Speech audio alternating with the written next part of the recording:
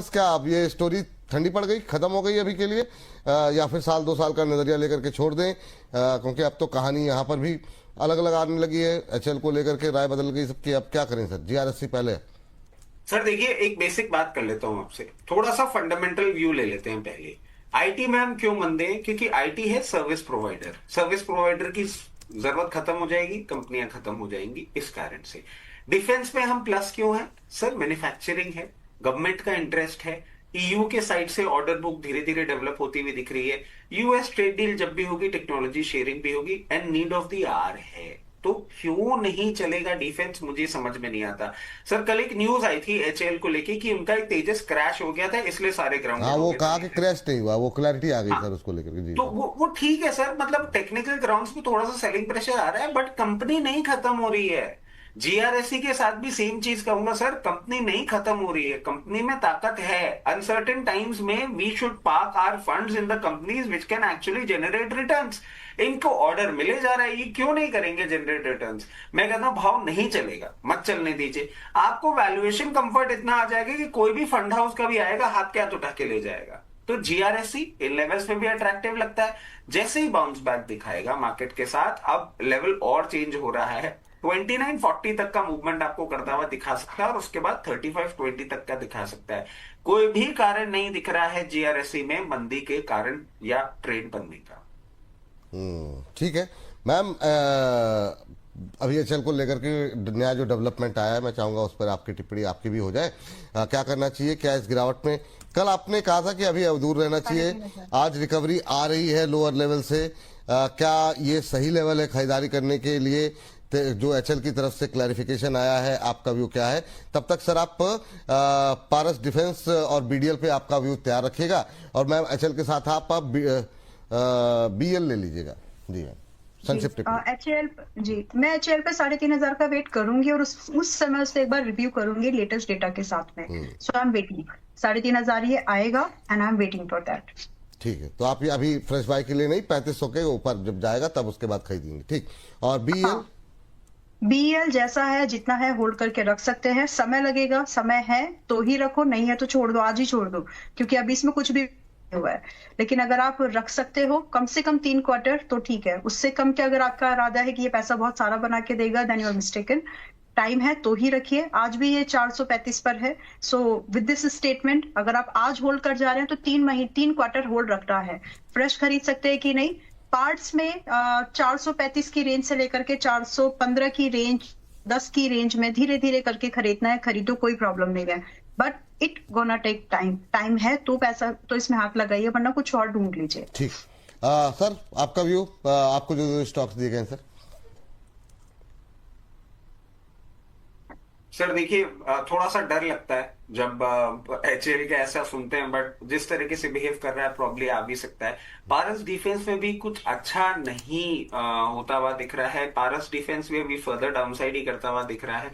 540 levels पे अगर support लेगा तो सिचुएशन ठीक होती है। अदरवाइज पारस डिफेंस एक ऐसा स्पेस है जो बहुत कंफर्ट नहीं दे रहा है। जिनके पास है, एक स्टॉप लॉस जरूर मैं सुझा देता हूं, 616 रुपए का स्टॉप लॉस होगा, और 616 रुपए के स्टॉप लॉस के साथ 724 के लेवल्स मिले तो एक बार एग्जिट कर सकते हैं।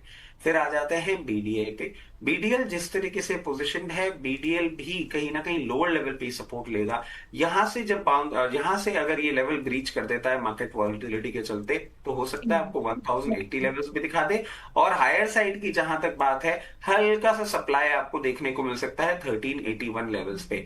पारस डिफेंस के चार्टिकल पैटर्न्स थोड़े से ज्यादा खराब लग रहे हैं, रिलेटिवली बीडीएल थोड़ा बेटर लग रहा है। चलिए ठीक है, बीडीएल थोड़ा बेटर लग रहा है पारस डिफेंस के मुकाबले। क्योंकि आप इसको रख सकते हैं, सब कुछ ठीक है, लेकिन इसका एक प्राइस करेक्शन होना है जो कि इसको 220-30 इस रेंज में लाएगा, 258 पर है। सो मैं ये बोलूंगी कि आप इस भाव के लिए होल्ड करो और एवरेज करने के लिए कोशिश। बाकी अगर आपका नजरिया स्विंग ट्रेड वाला है तो फिर चाहे तो निकल सकते हैं, लेकिन स्विंग ट्रेड वाला होगा नहीं आपका नजरिया। मैं ये इसलिए बोल रही हूँ क्योंकि वो 307-8 का भाव पुरानी बातें हैं। तो डेफिनेटली आप उसको होल्ड करने के नजरिए से ही होंगे, विद माय ओपिनियन। तो आप इसको रखो, दो निचले स्तरों पर आएगा तो थोड़ा एड ऑन करना, और आएगा इसकी भी तैयारी से रखिए। थोड़ा सा हफ्ते 10 दिन के अंदर आप देखेंगे कि 230 वगैरह आएगा, वहां पर तैयारी से आप रह सकते हैं कि आपके पास वहां पर एवरेज करने को फंड हो। ठीक नहीं आ पाया आपको, लेकिन हम आपका सवाल ले लेते हैं। BEML को लेकर के इनका प्रश्न है और कह रहे हैं कि 1823 पर लिया हुआ है सर और 1675 हो गया है, क्या रखें या एवरेज करें, जो है क्या करना चाहिए। जेके टायर बात हो गई है, तो मुझे लगता है भवजीत जी आप जब दोबारा कार्यक्रम देखेंगे तो आपको पता लग जाएगा। तो लेकिन पहला जो है सर BEML को लेकर के अभी क्या किया जाए। सर एक क्लियर केस बता देता हूं, मतलब जितने भी हम ये बातें कर रहे हैं अभी, railway, defence, capital goods, industrial equipments, इन पे हम बुलिश क्यों हैं? इन पे हम बुलिश सिर्फ इस बात को लेके हैं कि हमारी कोर इकोनॉमी में प्रॉब्लम नहीं है। हमने अभी डेटा भी देखे सर, आईआईपी के नंबर आ रहे हैं, सारी चीजें आ रही हैं, दे आर इंटैक्ट, और हमारी इकोनॉमी में प्रॉब्लम नहीं है। आईटी में आप पेन पॉइंट देख रहे हैं, ये सिर्फ इंटरनेशनल फैक्टर्स के कारण देख रहे हैं। ये जो आप बैंकिंग में, मैं बार बार आपको बोल रहा हूं कि मैं एक बेरिश स्टांस रख रहा हूं, क्योंकि अब इसको अलाइन होना पड़ेगा पूरे इंडेक्स के साथ, सिर्फ इसीलिए बोल रहा हूं। अब ये बात मैं आपको क्यों बोल रहा हूं, क्योंकि BEML में भी आप देखिए कोई भी परेशानी वाली बात नहीं है, आराम से आप पोजीशन मेंटेन करिए। मगर हाँ, मार्केट्स हैं वॉलेटाइल और अभी होंगे वॉलेटाइल, तो आपको लोअर लेवल पे भी ये देखने को मिल सकता है। और यहां से मैं बहुत ज्यादा, अगर आपको डाउनसाइड नहीं भी देखने के लिए बोलूं, तब भी यहां से करीबन 140 रुपए तक का डाउनसाइड मूव आपको देखने को मिल सकता है। 1540 के आसपास मुझे भी कहीं भी सपोर्ट लेता हुआ नहीं दिख रहा है, बट वहां से सपोर्ट लेगा और वहां से करेगा बाउंस बैक। सबसे पहले आपको लेवल दिखाएगा 1920 और 1920 के बाद दिखाएगा 2260। स्टॉक अच्छा है, कोई प्रॉब्लम नहीं है, लोअर लेवल जरूर देखने को मिलेंगे, मेंटली प्रिपेयर्ड रहिएगा और पोजीशन बना के रखिए। चलिए ठीक है सर, इसमें डेटा पैटर्न भी ऐड कर दिए। एक दर्शक नाराज हो रहे हैं कि मतलब आज के बाद से सवाल नहीं भेजेंगे, क्यों मेरा क्वेश्चन नहीं लिया जा रहा है। क्या ही कहें, लोगों की टिप्पणियां जो है। सर क्या फिर सलाह देंगे सर, आप इनको जरा डेटा पैटर्न बाय कर सकते हैं क्या आज की इस गिरावट में, इसी में ऐड कर दीजिए। अम्बाला मैम आ गई हैं जी। नहीं नहीं नहीं नहीं नहीं, मैं सर डेटा पैटर्न के लिए आपको बोलूंगा कि अभी नहीं, ये पहले भी इन्हीं लेवल्स को टेस्ट किया था जनवरी 2025, फिर नवंबर पे इन्हीं लेवल्स को टेस्ट किया था। मेरे को लग नहीं रहा है सर ये सस्टेन कर पाएगा बहुत ज्यादा अपसाइड का मूवमेंट। ये मुश्किल से मुश्किल यहां से आपको 200 रुपए तक का अपसाइड और दिखा सकता है, 3280 तक उनको ब्रीच करेगा, फिर नया ट्रेंड बनेगा। और जिस तरीके से हम मार्केट में करेक्शन देख रहे हैं, ये हो सकता है आपको 2780 तक आता हुआ दिखे। उन लेवल्स पे फ्रेश पोजीशन सोचिएगा, यहां पे नहीं।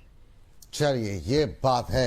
चलिए हम HL पे क्या करें, और उससे पहले सुमन झा जी की एक टिप्पणी आई, ये कह रहे हैं गिरावट के मौसम में भी जो होशियार हो जाते हैं, गिरावट के मौसम में भी जो होशियार हो जाते हैं, बुल मार्केट की आहट सुनकर जो खरीदार बन जाते हैं, धैर्य रखो है दोस्त, ये बाजार का दस्तूर है, मंदी के बाद ही मुनाफे के मौके आते हैं।